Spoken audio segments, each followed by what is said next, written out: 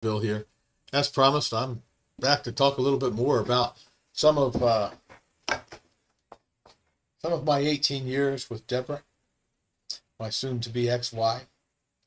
You know, one of the stories that Deborah likes to tell as she's gathering sympathy is about how we had a miscarriage back in 2007. We were trying to get pregnant so much for our first few years of marriage,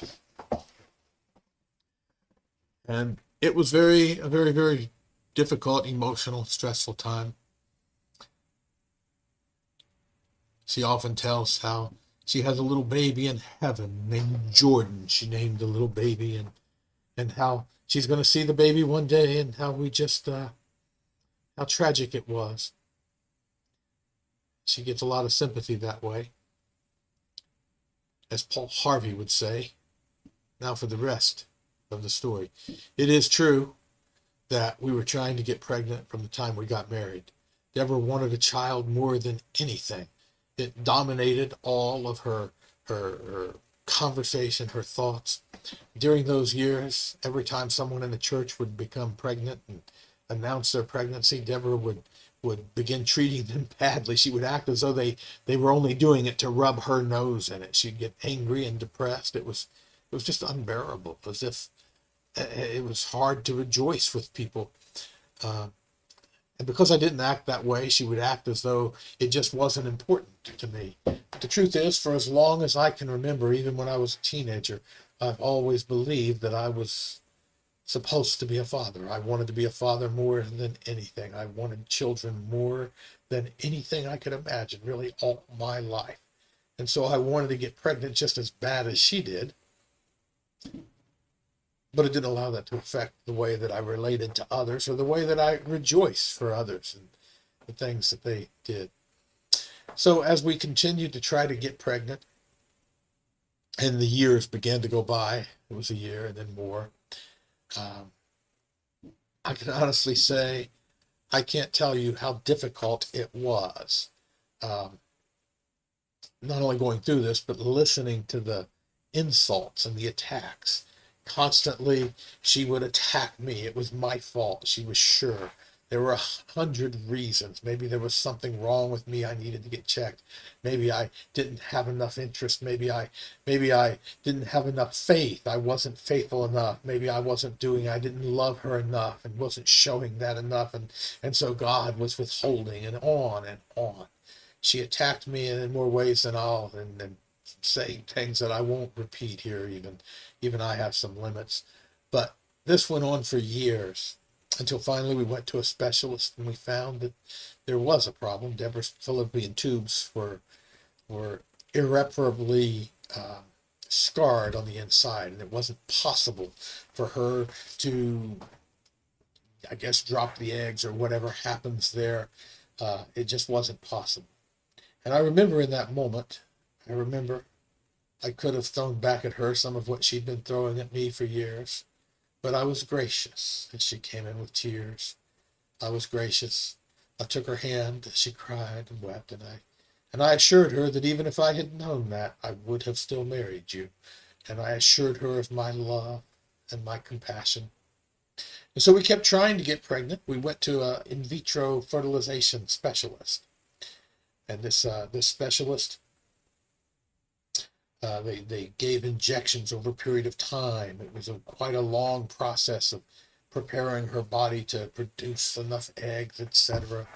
And then they take the eggs and they take the semen and they put them together in a laboratory dish, and they try to form embryos and then put them back in the uterus. And then it takes a period of time for those embryos, if it's successful, to attach to the wall. Well, we went through all of that process, and I'll never forget the Friday that we went to the specialist to have. There was one embryo, one single embryo that had lived through this process of fertilization and was ready to be implanted into Deborah's body. And so we went there on a Friday, and they implanted the embryo into her body. And they gave her these instructions. They said, you must take it easy. You've got to take it very easy over the next few days. Treat yourself almost as if you were on bed rest. Of course, you can walk around, you can do the things you normally do, but no heavy lifting, no, active sports, no stress, nothing stressful, nothing that's going to jar or shake your body. This embryo has to attach itself to the uterus wall over these days, and if anything goes wrong, if it doesn't, it will die, and the pregnancy won't work. And so we went home with that. That was a Friday night. Friday night, folks. Friday, almost 7 o'clock at night or so when we got back home from this process. On Saturday mornings, I usually like to sleep in. Debra always gets up early. And so I slept in the next day, and she got up early and went to our community center, our church, where she saw our youth leader then, a young man named Corey, an at-risk youth himself who had, at that time at least, gotten his life together. And he was a true leader among the youth back then. They would follow him like the Pied Piper. Wherever he went, you'd see 7 or 8, 9 kids following him. And that was Saturday. Now, we had our youth group every Saturday night, but this was Saturday early in the day. He was off. He was off duty. He wasn't working. He wasn't at work. He wasn't scheduled to be at work till 6 o'clock that night. But about 10 o'clock in the morning, she ran into him at the center. And he had come up there with, 7 or 8 other boys who had planned all week to come up there on a Saturday to use the sound equipment to make some Christian rap songs. It was a leisurely thing that they wanted to do. Saturday morning was one of the only times when they could get in there and have access to the equipment to make it. Oh, Shaquan and DeMonte, and I don't remember the names of all the boys that were there. I remember those 2 were there that day, a 14-year-old and a 15-year-old. And they came to make Christian rap songs at 10 o'clock in the morning on his day off. And Debra saw them, and it infuriated her somehow that they weren't working. One thing about her was whenever she saw young people being idle, having fun, it just irritated her. She thought they should be being productive or doing work. I guess that's what her family did all the time.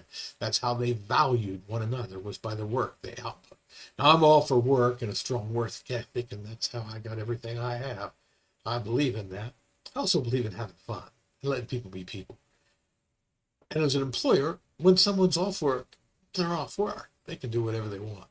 Well, anyway, Debra saw Corey and these 7 or 8 kids. And I promise you, I'm telling this story exactly as it occurred. I'm telling it gospel. She said, "Why aren't you doing something productive, Corey?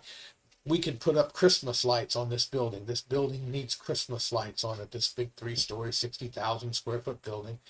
And she said, "Why don't you guys get some ladders and we can start putting those up right now?" And Corey said, "I'm sorry, but we've already had this planned all week. All week, this is what the boys want to do." And she began to demand and to insist that, "No, I'm telling you, I want you to do this. Get some ladders. We're going to put up Christmas lights on the outside of the building." And when he refused, she called me up at 10 o'clock in the morning, woke me up. I was still asleep. I remember waking up to her shouting in the phone, literally shouting, that I needed to get up here and get these lazy, no good deadbeats to get to work right now. That this youth pastor that we've got, this youth leader, was useless and lazy and refused to do anything.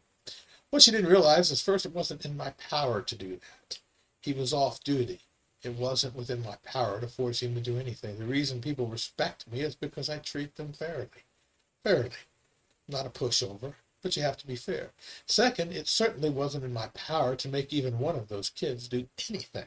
These are at-risk kids in the hood, living in, it was an absolute miracle that they wanted to be in a church on a Saturday morning instead of with some of the gangs that were trying to recruit them. And to try to force them to get on a ladder and put up Christmas lights, why, any one of them or all of them would most likely have just said, "You know what, we'll just go back home. This isn't what we came here for." People like that, most people aren't going to let someone push them around like that, but she absolutely insisted. I tried to reason with her, saying, "Debra, I'm not even capable of making them do what you want, but they're here. at the church. We're able to share the gospel with them, for crying out loud.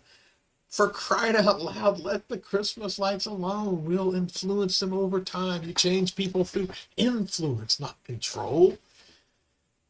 And as I began to try to reason with her over the telephone, she began to shout all the more. She began to shout about these bastards, these no good bastards. And she said, you are the worst one, because you enable them. You let them do anything they want. You're not raising men. You're raising faggots and bastards. These boys have vaginas instead of balls.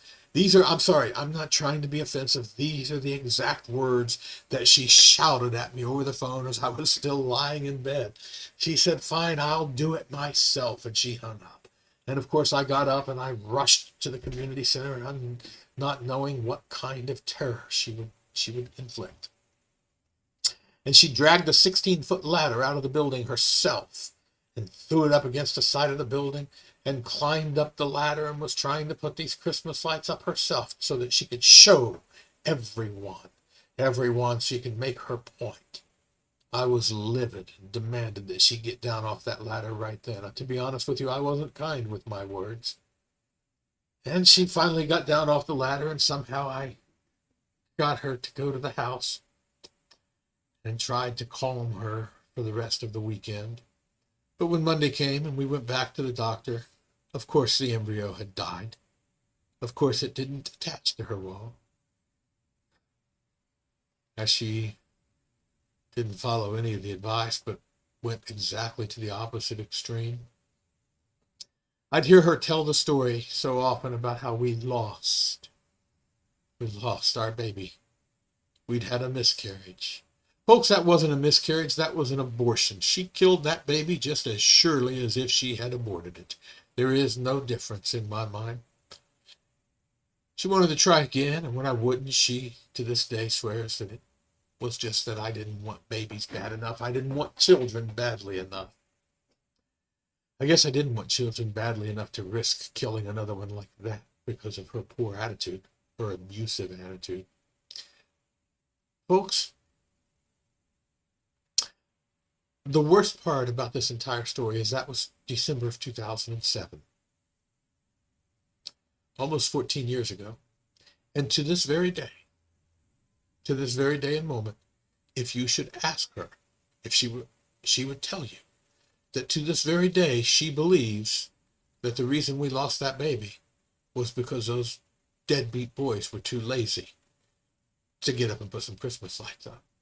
She believes that to this day, that the reason that happened was because I was too weak, too impotent to force them to do what any real man should have done. She sees no fault in herself, no fault in her actions. She did what she had to do because of the terrible things that we were all doing. She had to get on that ladder. She had to act like that because they were so horrible and so lazy, and I was such an enabler. She believes that to this day. She's always said that. She's never wavered, never apologized, never acknowledged any wrongdoing whatsoever. And the way she acted that day, folks, the words out of her mouth, that forceful attitude, that's her. That's the way she always was. The only thing that makes this story so much different than any other day in our 18-year history, the only thing that makes her attitude so much worse or my memory so much more traumatic is that this particular time there was a living embryo, living what would have been child, a baby in her womb. And she cared more about her selfish, abusive attitude than the life of that child or the future that we could have had. That's Debra. God bless you. Again, I've forgiven. I'm not living in bitterness or anger. It may sound that way as I recount it. I can't recount these things without feeling emotion. And I am disgusted. I'm disgusted not only by her course of conduct, but by the fact that she still believes she was right. But I have forgiven it. I've turned it over to the Lord. I still rejoice in Jesus, and I still look for good. God bless you. Hello, folks. Hey, I wanted to add one addition to the video that you've just seen. When Deborah went up that ladder, none of the boys knew. Corey, none of the boys knew that we were trying to get pregnant, that there was such a thing as in vitro fertilization, that she had an embryo in her body. No one else knew. No one in the world knew that we were trying to use that method to get pregnant, or that there was any risk at all to her outside the ordinary. Only she and I knew, and she did know. And as I said before, she still to this very day believes that she was not at fault. Well, thank you. God bless.